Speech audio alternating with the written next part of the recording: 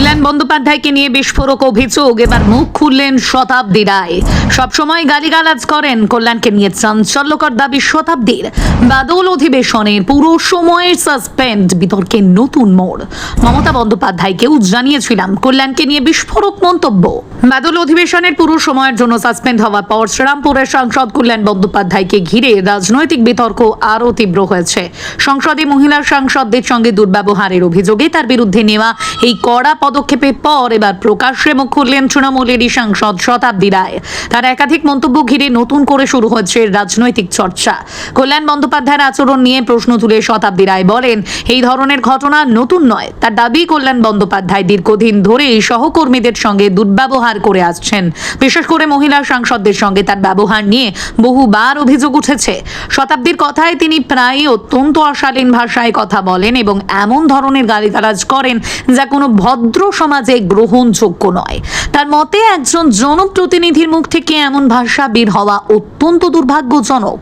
শতাব্দী রায় আরও জানান, এই বিষয়টি নিয়ে অতীতেও দলের সর্বোচ্চ নেতৃত্বের কাছে অভিযোগ জানানো হয়েছিল। তার দাবি, মমতা বন্দ্যোপাধ্যায়কে একাধিকবার বিষয়টি জানানো হলেও প্রতিবারই পরিস্থিতি সামাল দেওয়ার চেষ্টা করা হয়েছে। শতাব্দীর অভিযোগ, বারবার সতর্ক করা হলেও কল্যাণ বন্দ্যোপাধ্যায়ের আচরণে কোনো পরিবর্তন আসেনি, বরং সময়ের সঙ্গে সঙ্গে তার আত্মবিশ্বাস আরও বেড়েছে এবং তিনি মনে করতে শুরু করেছেন যে কাউকেই গুরুত্ব দেওয়ার প্রয়োজন নেই। শতাব্দী রায় বলেন, শুধু তৃণমূল নয়, অন্যান্য রাজনৈতিক দলের মহিলা সাংসদরাও কল্যাণ বন্দ্যোপাধ্যায়ের আচরণে অসন্তুষ্ট। তার দাবি, এই বিষয়টি নিয়ে স্পিকারের কাছেও অভিযোগ জানানো হয়েছে।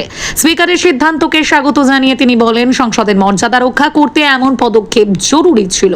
তার মতে, এই সাসপেনশনই কল্যাণ বন্দ্যোপাধ্যায়ের আচরণের উপযুক্ত জবাব। এদিন কি ঘটেছিল সেই প্রসঙ্গেও বিস্তারিত জানান শতাব্দী রায়। তার অভিযোগ, সংসদের ভিতরে কল্যাণ বন্দ্যোপাধ্যায় এক মহিলা সাংসদের সঙ্গে অত্যন্ত খারাপ ব্যবহার করেছিলেন। প্রথমে অনেকে বিষয়টি এড়িয়ে যাওয়ার চেষ্টা করলেও পরে পরিস্থিতি অসহনীয় হয়ে ওঠে।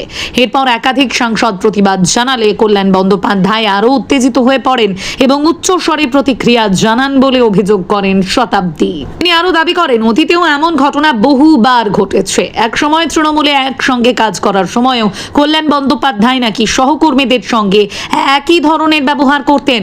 শতাব্দীর বক্তব্য, একবার সংসদে সেন্ট্রাল হলেও কাকলি ঘোষ দস্তিদারের সঙ্গে অত্যন্ত খারাপ ব্যবহার করেছিলেন কল্যাণ। সেই ঘটনার পর দলের নেতৃত্বের কাছে অভিযোগ জানানো হয়েছিল। এমনকি পরে দলের ভাবমূর্তি রক্ষার জন্য কিছু সাংসদকে সেন্ট্রাল হলে একসঙ্গে বসা থেকেও বিরত থাকতে বলা হয়েছিল বলে দাবি করেন তিনি। শতাব্দী রায়ের আরও অভিযোগ, শুধু একটি বা দুটি ঘটনা নয়, দীর্ঘদিন ধরেই বহু সাংসদ কল্যাণ বন্দ্যোপাধ্যায়ের আচরণে বিরক্ত।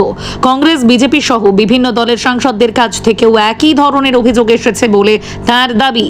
এমনকি যারা বাংলা ভাষা বোঝেন না, তারাও ওই পরিস্থিতি দেখে কি ঘটছে জানতে চেয়েছিলেন বলেও তিনি উল্লেখ করেন।